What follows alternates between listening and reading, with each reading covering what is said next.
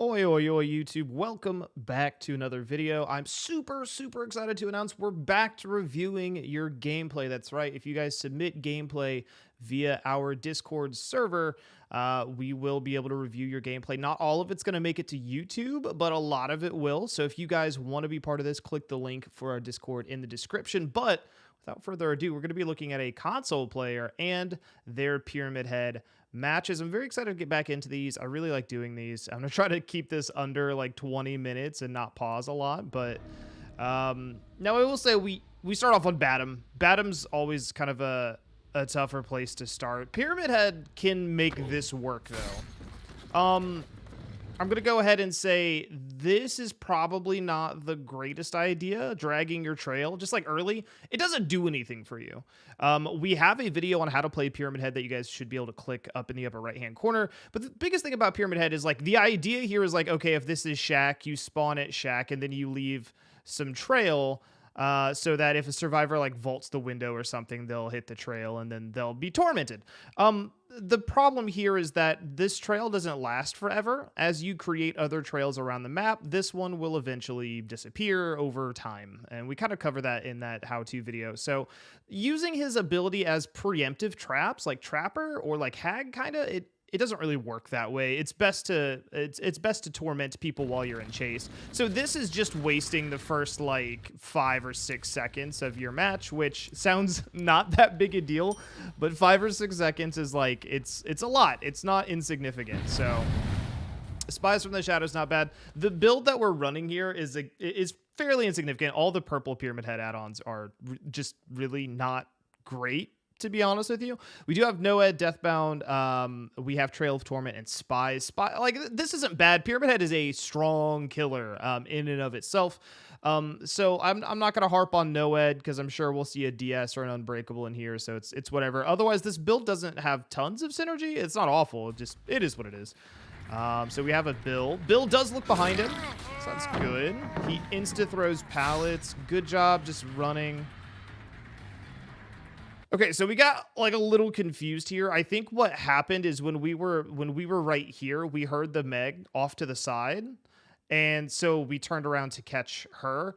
I don't hate this, right? So obviously we see Bill run away. You had two choices, like go chase Bill or go find her. I would invest in a headset if you're not using one. I know on consoles sometimes people don't use headsets, so I would invest in a headset and go from there. Not bad, though. 2 people injured is, like, always good. Yeah, I don't think we're using a headset. So right here, I can hear on a headset that Bill's literally, like, in this freaking window right here. I think he's literally just behind the window. You might actually be able to hit him through the window. I don't think he's up above you, but we don't really have 3D audio. However, if somebody's above you in this house, typically you can't hear them from the outside because it's just... the audio's occluded. It's strange, but... so I think you'd be able to, like... yeah, he's to your right there, yeah. But you kind of walked away. Okay, so yeah, first like, big tip, like, get a headset or something. Or just expect to miss stuff like this all of the time. It's kind of... it's an audio-heavy game. I don't really have a lot else I could say with regards to that. Okay, that happened. Is this a head-on play? No. Okay. Again, yeah, headset. What happened here is I don't think you heard the firecracker. So you can hear a firecracker or a flashbang when they get dropped. In this case, I heard the firecracker, but I don't think you did. When you hear these things, just look up. That's all you got to do. When you hear a firecracker, like the hissing, that's... or you hear a flashbang. Flashbang is like, it sounds like a Call of Duty grenade. It's not crazy. Just look up and you'll be fine. This was actually insane that they even tried this. But to be fair, they like that stuff typically never works. So the fact that they did it is like, okay, you earned it. That's definitely a thing you did. Okay, good down. Yeah. So, just going forward, if you know they're flashlight saving or flashbanging or using firecrackers, just take a second, like, look around, see if there's any scratches behind you from weird places, things like that. Just be aware before you pick up, like, take 2 seconds and be like, yo, is this safe? Yeah, so Spies is popping off. I think it's smart to go for a basement hook here. It's a bit risky. It's hard to move. Ooh, yeah, you were right at like the fort. So it takes 16 seconds to get to a hook under normal conditions. I think you were at like the 14th or 15th one. This isn't a bad idea to lock this up. Again, it's assuming a lot and it's wasting some time. So they just healed. That was Deathbound. So the Claudette screamed. Okay. So a lot of people might be mad about this. This is how you play Pyramid Head. To be fair, whoever unhooked this Nia should have run out in front of the Nia. Like, or the Meg, sorry. Whoever unhooked this Meg should have been in front. It should have been Meg and then person in front running up the stairs.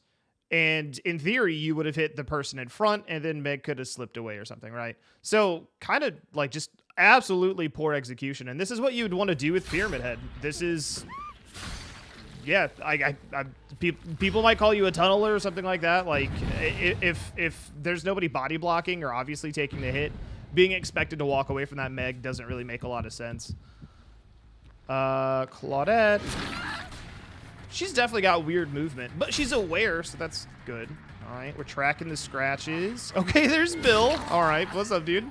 I would divert attention to Bill. Yeah, because the Claudette at this point has had 3 seconds or so to make distance or get somewhere weird, right? Because you hit the Bill, and that gives her 3 seconds while you're in cooldown. So it's better for you to go after the person who's like closest, right?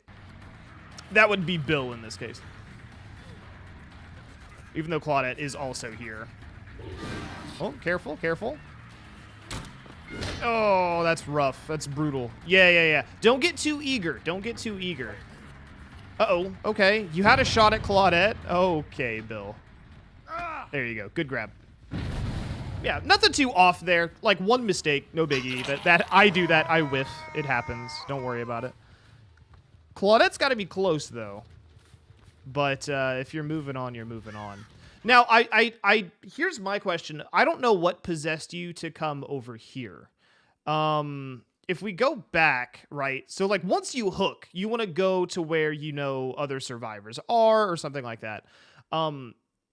You came this direction, but if you look over here, there's only 2 gens, right? If you think about it, there's literally only 2 gens.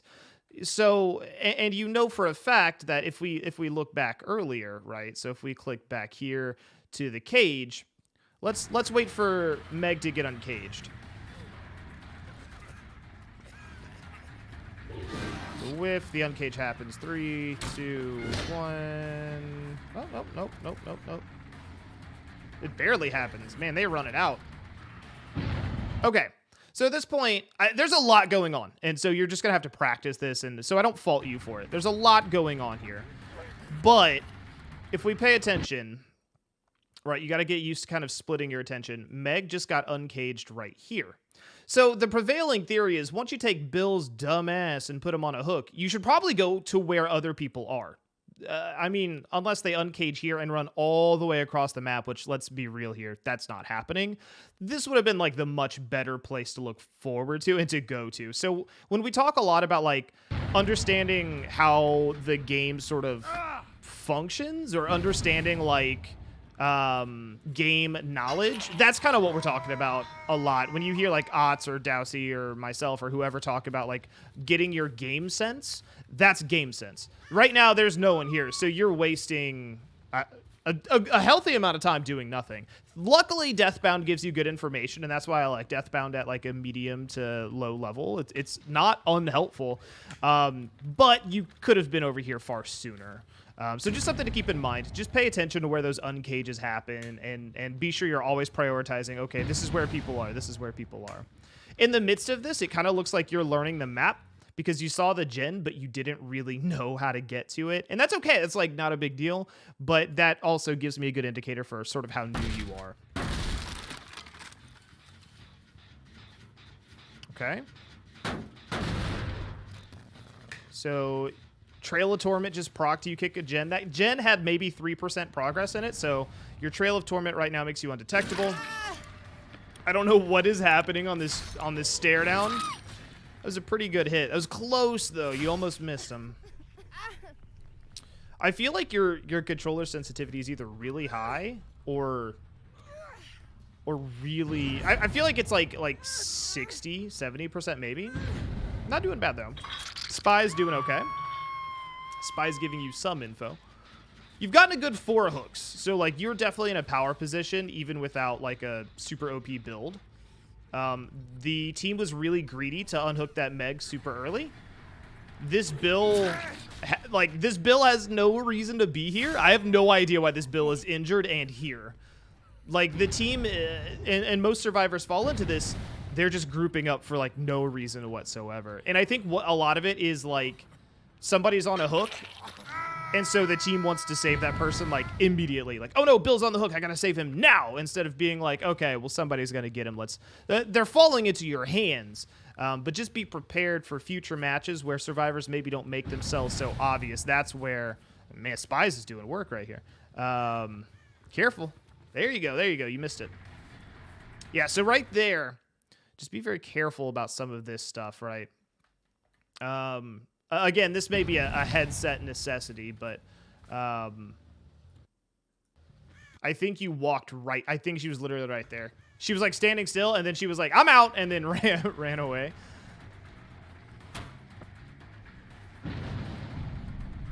Okay, so this is a big one. We're gonna chew into this situation. Actually, that Bill just died on hook. Okay, so let's look at this situation. So here's the outer edge of the map, right? Which would be, in this case, it's behind you, right?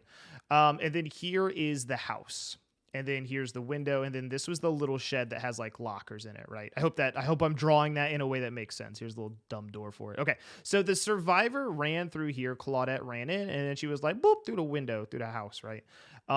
You did this. What does this do? Like, why is this a bad idea?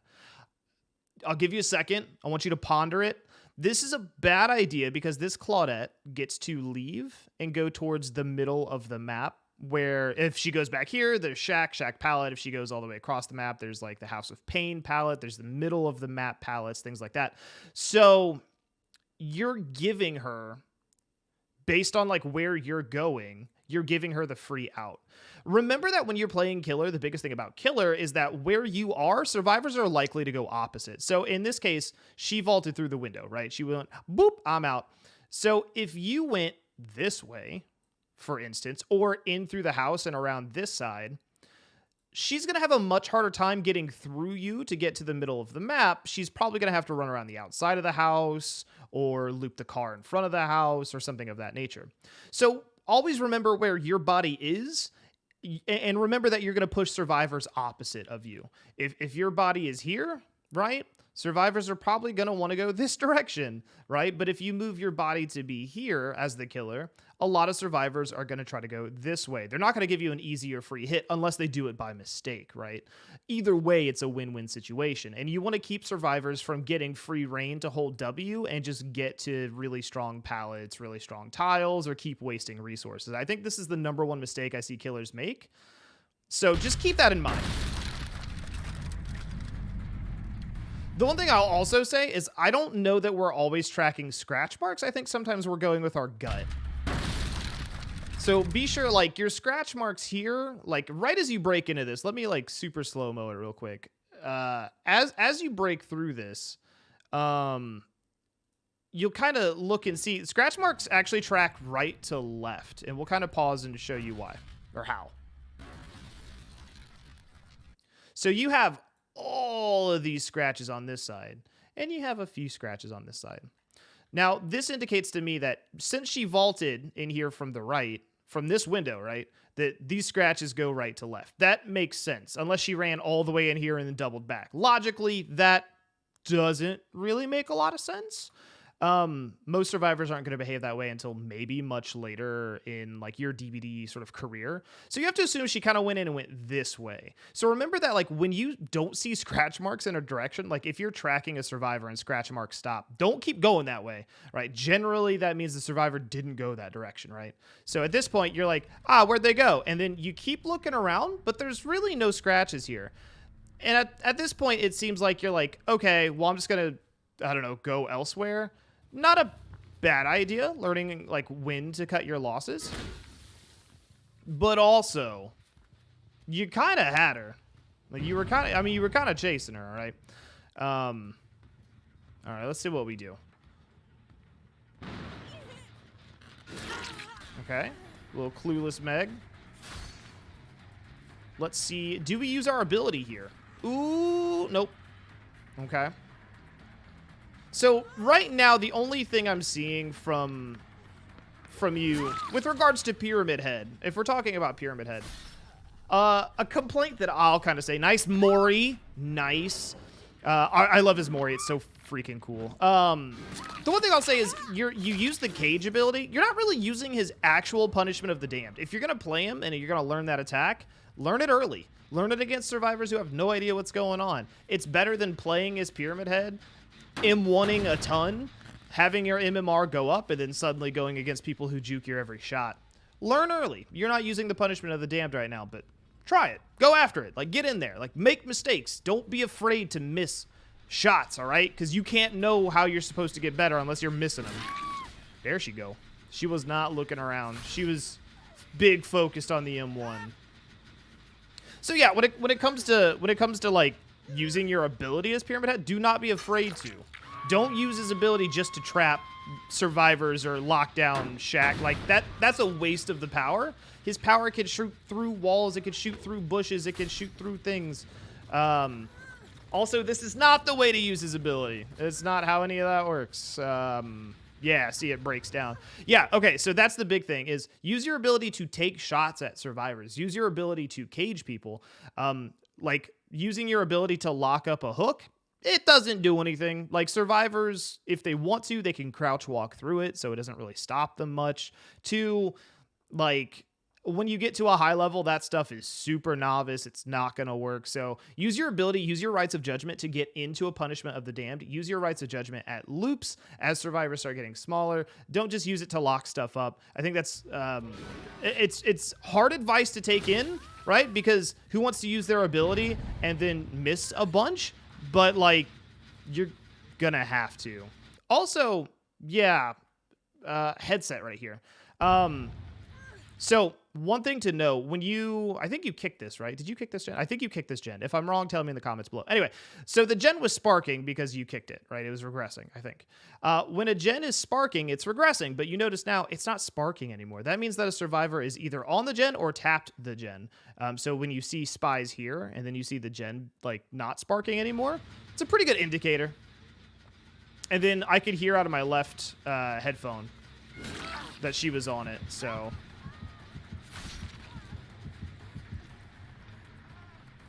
So she did step through your trail there. Good. I know you might say like, see, Mr. Dyllon KG, she did step in it. She didn't step in it the way you thought she was going to step into it. Let's talk about this shot. I know, I'm sorry. So you have to think about how fast survivors move when you're taking shots. For this shot to land, you'd have to have your blade in the ground now. By the time you take the shot here in a second, she's actually all the way up the stairs. So it's a bit of a delayed reaction. It's good that you went for it, though. I'm going to go ahead and say that 100%. It's really, really, really, really good that you went for the shot, because if you don't, you'll never get better at it. But as you learn maps and as you understand where survivors are going, then you'll be better prepared and you'll be able to have your blade in the ground before you even get up to the pallet. So let's talk about this real quick. All right, so we see scratches. We see this. We see some over here, but we're not really sure where they're going, right? If scratch marks are going out this way, again, I doubt the Claudette went out here and then doubled back, right? If we like break that down in our heads of like, okay, where would she go? I doubt that she would have went all the way out here and came back. I think you would have seen her if she were actually, or heard her like, cause she's injured, right? So we have to think about this. You're like, okay, you're ready for the shot. You don't see her and you're like, oh, she must have gone back inside. Yeah. So just, what I would encourage you to do is play more Survivor, actually. If you play more Survivor, I think you'll be able to get into the mentality of what survivors do and how they move. The other thing I'm going to encourage you to do is not focus on one part of your screen too hard. because when you do that, you miss moments like this, where there is a Claudette running away. And again, this is another thing where her scratch marks are here. So look at the scratches and then go, where do they go? And they clearly lead out like that. So try not to focus too hard on one part of the screen. I think you looked at the blood stain and you were like, blood, and then you tried to track somewhere where it didn't quite make sense. Yeah, so scratches are there for tracking purposes, but also I like when I'm looking at the screen at any given point in time, I never look below a certain viewpoint. I'm always looking at kind of this part of the screen. And because I'm looking at this part of the screen, my peripherals will catch stuff that's kind of like tangentially floating around out here. So I would always soft focus here, and that way you'll catch just more stuff in general. If we back it up to when she was running away, right? So we look here. If you're doing that, you'll catch her moving right here because she's like bobbing and weaving, right? So it's not a big deal. Like, you ended up 4K'ing, but as you get better and better and better at Dead by Daylight, you're going to realize that these kinds of mistakes will absolutely get you destroyed. You will lose an entire match because you let one survivor go for 45 seconds. Good vault, yeah. Where'd she go? Headset's important. We need to hook you up with like a Steel Series headset here. Okay, so again, not to harp on it too hard, but watch this, let's soft focus kind of on this middle part of the screen here. Something like right here. If we focus on the middle part of the screen, we are going to stumble upon a Claudette who's vaulting the window. The good thing about Pyramid Head as well is if you see this barbed wire trail from somebody who has the barbed wire symbol, that means that they've stepped in the trail of torment. This is like a tracking device as well. But yeah, you can see her literally hopping out the window here. The scratch marks kind of indicate that she went this way. So all signs point to her. So don't get too in your head about like just walking around aimlessly. Always look for evidence. We have evidence, and then evidence, right? So always be looking for that kind of stuff. And again, play more Survivor because that's going to give you like, you're going to get in that head space a little bit better and be like, oh, she went here, right? See, and here's the thing is when we look at this, there's no scratches. Like, you end up tracking her around where there's no scratches. So the scratches stop here and you're not like, oh, wait, she can't be here.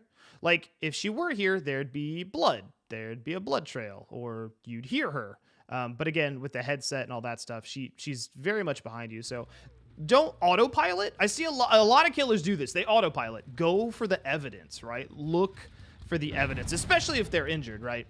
And this is where I say Spies of the Shadow, decent perk, good perk. But be sure that you're not relying on it. If you rely on this, you will never look for that evidence, and I don't think you'll hone that skill. And if you're honing that game sense, you got to be thinking about where would they have gone, where would they be, where would they go. Okay, she goes back to Shack. There you go. Okay, you saw the scratches, I think. Okay, all right, you tracked him down. That's good. That means that you're in flux. That means you're catching some things. That's good. There you go. You track the scratches over here. There you go. Perfect. So just do that more regularly. Just track those scratches down. And there, that's a 4K, right? So I know there's a lot in here. I know there's a lot to talk about. The big things I would say just to get used to is tracking better. I would get a headset. I would get some sort of headset, even if it's not like this crazy wireless thing. You know, I personally, for my PlayStation, I'm using the PlayStation 5, like wireless one. It's got the 3D audio, it's super nice. But you could get just like any headset. You could use like earbuds, right? And you would automatically have more tracking. But on top of that, track the scratch marks. Use your eyes and try to look at the middle of your screen and let your peripheral vision do a lot of the work, because your peripheral is going to catch a lot of the stuff that you normally won't see. Aside from that, practice your game sense, right? Practice thinking, okay, where did my cage go? Where did the cage survivor be at? Once I hook this guy, where do I need to go now? That kind of stuff is always going to be like important. And I think even high level players get really relaxed on that kind of stuff, and they just kind of make easy bad choices, right? If you start working on your game sense early, though, you're going to get a lot better, right? If you hook the Meg and you go, okay, where was the last place I saw survivors, right? If you hook the Bill and you go, okay, where was the Meg uncaged at? If you start kind of asking yourself these questions, you'll be able to answer them. And if you can do that, then you're already going to be like constantly in chase with people. And that's just going to help you, right? It's going to help you build pressure. And then if you are married to playing Pyramid Head, I think he's a phenomenal killer. Just use that ability. Get real liberal with that ability, right? Put it in the ground and take shots. And if you miss shots, record your matches, watch them back and go, that shot was way too late. They were way too far gone, right? Or that was way too early, right? Or submit more gameplay videos to the Discord. Thank you guys for being a part of this. I hope you guys enjoyed this. I hope this was semi-helpful, especially for new players, new killer players. Killer is stressful as fuck, but be willing to make mistakes, make fuck-ups, and, be humble about it. I think you're going to have a great time. Thank you for submitting this video. Can we get some thanks, cheers, kudos, and hurrahs for your bravery to have a bunch of people watch your gameplay footage back? Thank you again. And if you guys want to check us out over on Twitch, I answer questions all day, every day with Dead by Daylight when I'm live. So check us out, twitch.tv/DyllonKG. And until then, I will be praying to the entity to see you guys in the next videos.